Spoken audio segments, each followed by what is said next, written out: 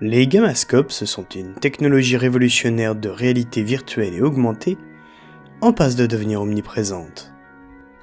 Mais derrière ce qui semble être une innovation historique, se cache une réalité bien plus sombre. Une réalité qui amènera deux jeunes hackers militants à côtoyer le danger de trop près. Dans un futur dystopique pas si éloigné de nous, un journaliste d'investigation convie deux personnes, dont vous, à consulter les témoignages et preuves qu'il a collectés. Il enquête sur une étrange série de morts. À la fin, vous seul aurez le dernier mot concernant la vérité sur toute cette histoire. Et voici l'un de ces témoignages. Bienvenue dans Magma Bleu, épisode 7, une question d'éthique.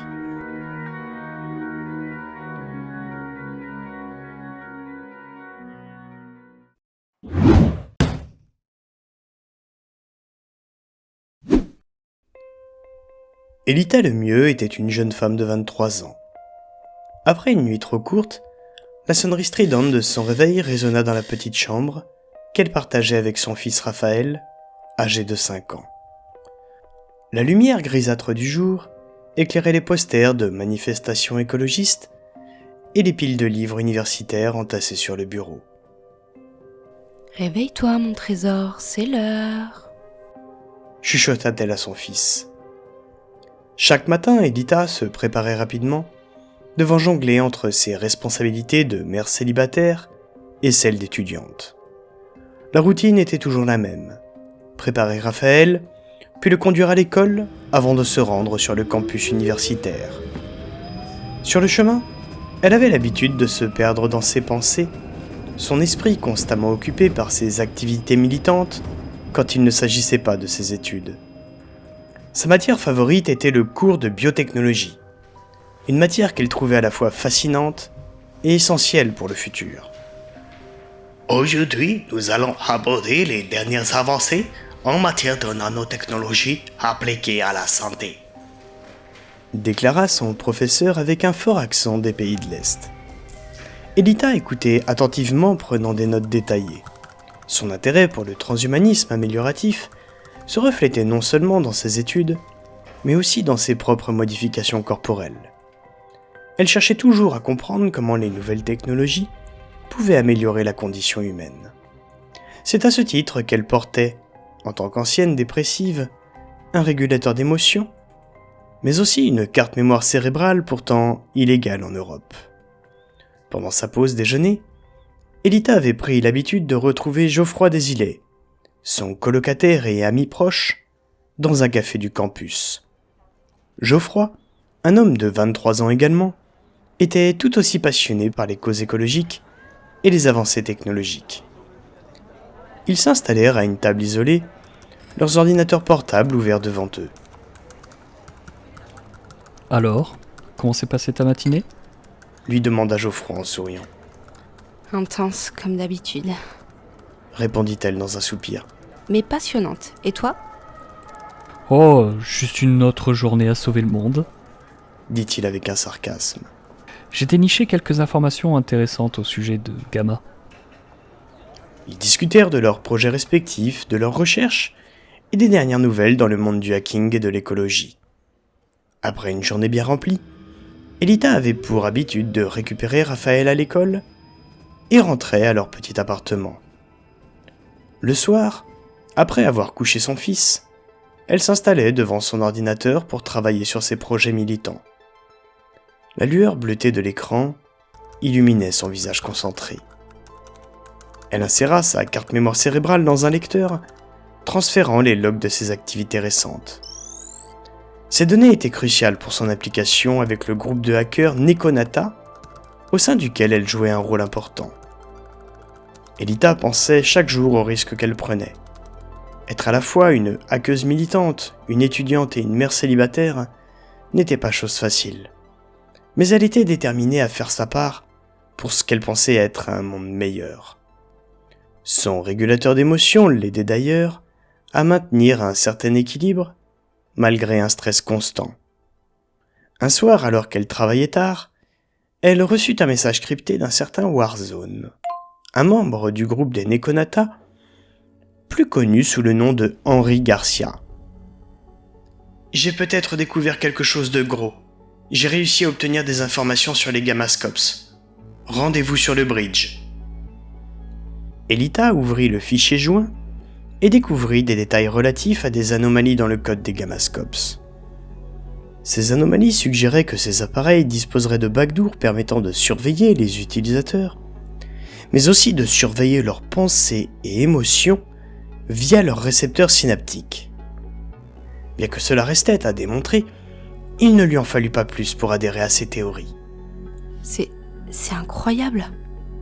Il pourrait hacker l'esprit humain ? Se dit-elle. Elle savait qu'elle devait agir. Cette découverte pourrait changer le monde, mais elle connaissait aussi les dangers qui accompagnaient une telle révélation.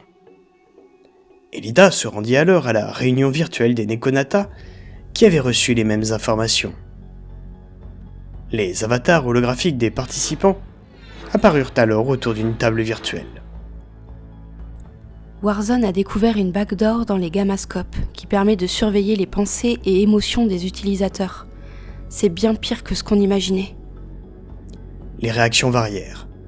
Certains hackers étaient sceptiques, d'autres étaient visiblement choqués. Le débat s'anima rapidement. C'est trop gros pour être vrai. Comment une entreprise pourrait-elle cacher quelque chose d'aussi énorme ? Demanda un hacker surnommé Tarorlan. C'est tout à fait possible. Je vous rappelle que je travaille chez eux. Ajouta une dénommée Galliard. Et Warzone n'est pas n'importe qui. Ils travaillent directement avec du matériel de Gamma. Si c'est vrai, nous devons faire quelque chose. Je devrais pouvoir aider. Mais c'est un gros poisson à attraper. Les risques sont énormes. Nous ne pouvons pas ignorer ça. Ajouta Elita. Si Warzone a raison, nous devons enquêter et aider la vérité à éclater. Le groupe débattit longuement avant de voter. Finalement, ils décidèrent d'aider Warzone et son employeur Arnaud Lafont, mais sans s'engager davantage. Quelques semaines plus tard, les Nekonata avaient terminé d'assister Warzone et son employeur dans leur hack de Gamma. Ils laissèrent ensuite à Warzone le soin d'étudier les données collectées. Pour moi, ça ne suffit pas. Je ne peux pas laisser cela uniquement entre leurs mains. Nous devrions nous assurer que la vérité sorte. S'exclama Elita à l'occasion d'une réunion. Nous ne connaissons pas bien Arnaud Lafont. Mais a priori, il a les moyens de faire quelque chose. Laissons-le prendre des risques. Répondit Tarorlan. Le collectif décida donc de ne pas aller plus loin. Après la réunion, Elita se retrouvait seule devant son écran. La décision du groupe de se limiter à une simple assistance lui semblait insuffisante. Elle pensa à son fils et à l'avenir qu'il aurait si cette technologie n'était pas contrée. Mais seule, elle ne savait pas par où commencer. Quelques jours plus tard, tandis qu'elle était assise sur le canapé de leur appartement, Geoffroy arriva avec 2 tasses de café. Non loin, le petit Raphaël dormait paisiblement dans la chambre. Tu as l'air préoccupée, Elita. Qu'est-ce qui se passe ? Demanda Geoffroy. Elita prit une profonde inspiration et lui expliqua tout. Elle avait reçu les résultats des analyses de Henry Garcia. Tout y était. Les informations concernant la backdoor des Gammascopes, autant que les réelles fonctionnalités cachées. Geoffroy, c'est énorme. Ils peuvent même influencer les pensées des gens. Nous ne pouvons pas laisser passer ça. Mais c'est vraiment trop gros pour moi toute seule. Warzone a découvert quelque chose de trop important pour ne compter que sur son boss. Mais en même temps, c'est dangereux. Après un moment de réflexion, Geoffroy décida de la soutenir. Je suis du même avis que toi. Et c'est justement pour ça que nous devons agir. Pour Raphaël, pour notre avenir. Mais on doit être extrêmement prudent. Ils passèrent le reste de la soirée à discuter des possibilités qui s'offraient à eux. Ils se plongèrent alors dans l'analyse approfondie du code des Gammascopes pour remonter la piste de la backdoor. Car révéler le problème ne suffirait pas. Ce sont des noms qu'il fallait mettre dessus. Chaque avancée les rapprochait de la vérité, mais augmentait également leur risque d'être découverts. Elita commença à ressentir une certaine pression. Ses pensées devinrent de plus en plus sombres, et elle se surprit même à avoir des idées morbides. Elle en parla à Geoffroy qui la soutient du mieux qu'il put. C'est juste un peu de surménage, Elita. Tu es plus forte que tu ne le penses. Malheureusement, leurs recherches ne donnèrent rien de suffisant. Ils auraient pu tenter de tout révéler à la presse, bien que les sources ne soient plus protégées. S'il n'y avait eu qu'eux, ils auraient pris ce risque. Mais c'était sans compter le petit Raphaël. Le lendemain, Elita et Geoffroy contactèrent d'autres membres des Nekonata pour trouver une solution. Mais malgré les résultats d'analyse de Henri Garcia, la réponse était toujours la même. Ce n'était pourtant pas un groupe de hackers amateurs, mais la peur de tout perdre ici était trop grande. Un soir, Elita commença à avoir des hallucinations et fut prise d'une crise de panique, malgré son régulateur d'émotions. Geoffroy, je vois des choses qui ne sont pas réelles. Geoffroy la prit par les épaules, essayant de la calmer. Respire, Elita. Nous allons y arriver. Concentre-toi. Ton régulateur devrait t'aider. Au fur et à mesure de leurs recherches, ils découvrirent toutefois qu'une personne d'Orab était infiltrée à la fois chez Gamma et dans les milieux hackers. La menace devenait palpable. Peu après cette découverte, Elita et Geoffroy reçurent un avertissement explicite signé Orab. « Arrêtez immédiatement, vous avez été repérés », disait ce message. Elita et Geoffroy réalisèrent qu'ils étaient dans une situation bien plus dangereuse qu'ils ne l'avaient imaginé. C'est dans ces circonstances qu'ils décidèrent de contacter à contre-cœur Nicolas Bison, un bioconservateur modéré, afin d'obtenir son aide. Tandis qu'ils quittaient le cocktail au cours duquel ils avaient pu avoir un premier contact avec lui, Serge Godin, un membre d'Orab, les confronta directement au détour d'une rue. Il les surveillait de toute évidence depuis un bon moment. Il leur expliqua qu'Orab et eux avaient des intérêts communs sur ce dossier et leur ordonna de laisser tomber. « Vous ne savez pas à qui vous vous attaquez. Notre plan est en marche, donc laissez-nous faire !» ordonna Serge Godin avec un timbre de voix qui en disait long sur son équilibre psychologique. Elita tenta de négocier, cherchant une solution alternative, mais Geoffroy refusa catégoriquement. Nous ne nous laisserons pas intimider. La vérité doit éclater. Et ce, peu importe les risques. Serge partit sans insister, mais la menace de représailles planait sur eux. En rentrant, Geoffroy et Elita se disputèrent violemment. Elita reprochait à Geoffroy de les avoir mis en danger avec son intransigeance. « Tu ne comprends pas, Geoffroy. Nous ne pouvons pas tout sacrifier. J'ai Raphaël à protéger. » Geoffroy, frustré et en colère, quitta l'appartement, laissant Elita seule, avec ses peurs et ses hallucinations croissantes. Hé, débrouille-toi toute seule alors. Seule et vulnérable, Elita luttait pour distinguer le réel de ses hallucinations qui revenaient à la charge. Une nuit, elle fit une crise de panique sévère, croyant voir que des agents de Gamma venaient la chercher. « Non, non, laissez-moi !» Elle tenta de contacter Warzone, mais il était injoignable. Désespérée, elle décida de consulter un médecin dès le lendemain matin. Le médecin, voyant l'état de détresse d'Elita, lui recommanda de désactiver temporairement son régulateur d'émotions pour identifier l'origine du problème. Vous devez vous reposer et désactiver cet implant. Il pourrait y avoir un dysfonctionnement, mais pour en être sûr, nous devons vérifier ce qui se passe quand celui-ci est éteint. Elita hésita, mais finit par suivre les conseils du médecin, désactivant son régulateur. Cependant, les effets de son arrêt furent encore plus déstabilisants, la plongeant dans une spirale d'angoisse et de confusion. Elita préféra alors le remettre en marche, se disant qu'elle retournerait voir le médecin plus tard. Malgré tout, ses pensées devinrent de plus en plus sombres et elle commença à montrer des signes de paranoïa. Une nuit, alors qu'elle était seule à travailler, Raphaël se réveilla en pleurs. Maman, j'ai fait un cauchemar. Pas maintenant, Raphaël. Laisse-moi tranquille. Lui hurla-t-elle dessus. Fatiguée et stressée, Elita réalisa immédiatement qu'elle avait eu une réaction disproportionnée. Elle prit le petit Raphaël dans ses bras et pleura de culpabilité. Peu après cet incident, Elita plongea plus profondément encore dans la paranoïa. Elle était à nouveau convaincue que des agents de Gamma étaient sur le point de venir la chercher. Elle fermait en permanence les volets de son appartement et ajouta même un verrou à la porte d'entrée, pensant protéger son fils et elle-même d'une menace invisible. Ils viennent nous chercher.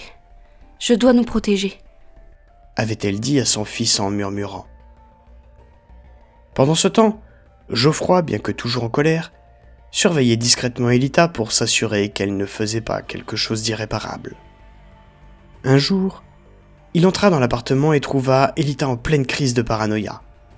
Raphaël était terrifié et s'était caché sous une table. Elita, c'est moi. Il n'y a personne ici. Respire. Allez, nous allons traverser ça ensemble. Essaya de la rassurer Geoffroy. Il parvint à la calmer temporairement, mais l'état d'Elita continuait de se détériorer. Ils savaient tous les deux qu'ils devaient agir rapidement pour mettre fin à cette situation. Elita et Geoffroy tentèrent de contacter à nouveau Warzone pour obtenir de l'aide, mais il était injoignable. Désespérée, Elita décida de recontacter Nicolas Bison, espérant en finir au plus vite et trouver un relais.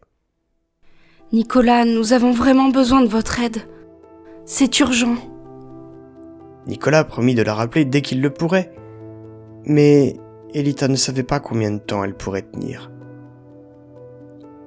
Un soir, alors qu'elle était seule, elle fit une nouvelle crise de paranoïa aiguë. Convaincue que quelqu'un était sur le point de l'attaquer, elle prit des mesures désespérées pour se protéger. « Non, vous ne m'aurez pas !»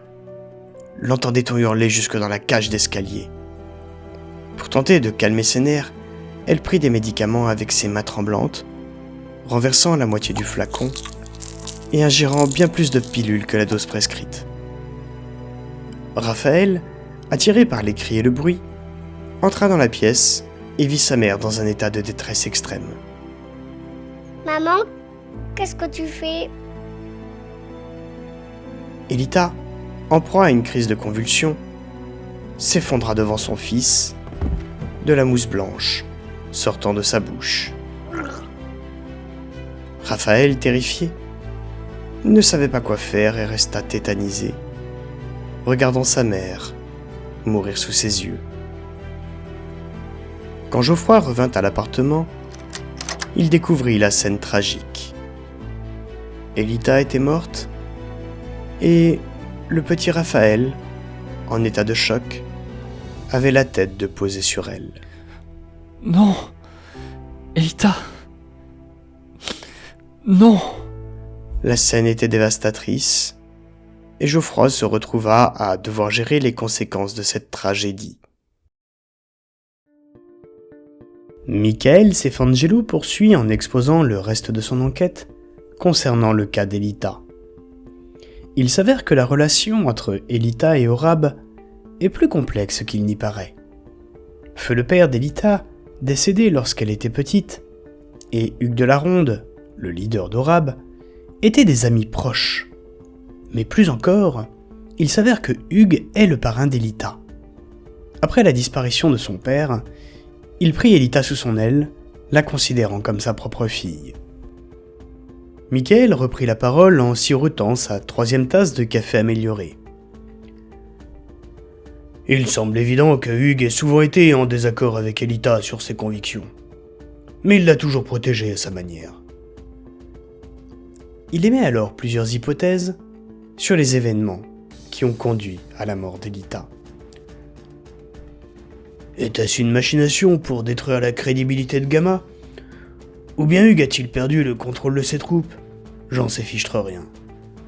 Dans les deux cas, Elita avait peut-être compromis leur infiltration chez Gamma. J'ai repris contact avec Geoffroy pour obtenir plus d'infos. Il s'est branché sur l'implant d'Elita, et c'est là qu'il a découvert un trafic de données assez étrange relatif à ses périphériques.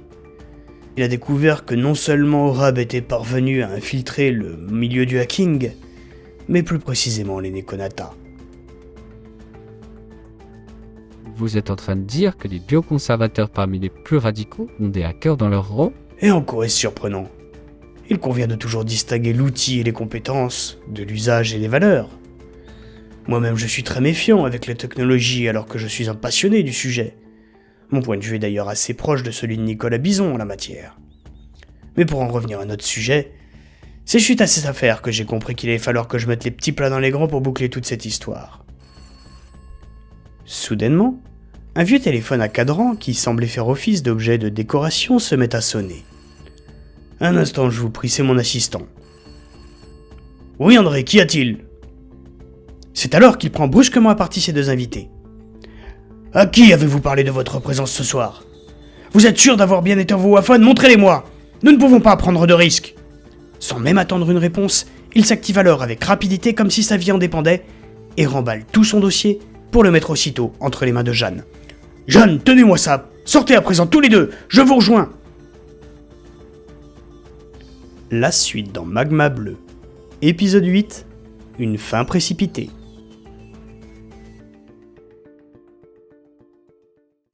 Réalité altérée, secret dévoyé, de l'air et un ami, dans l'ombre engagée, lutte pour la vérité, malgré les dangers, pour Raphaël et Thomas.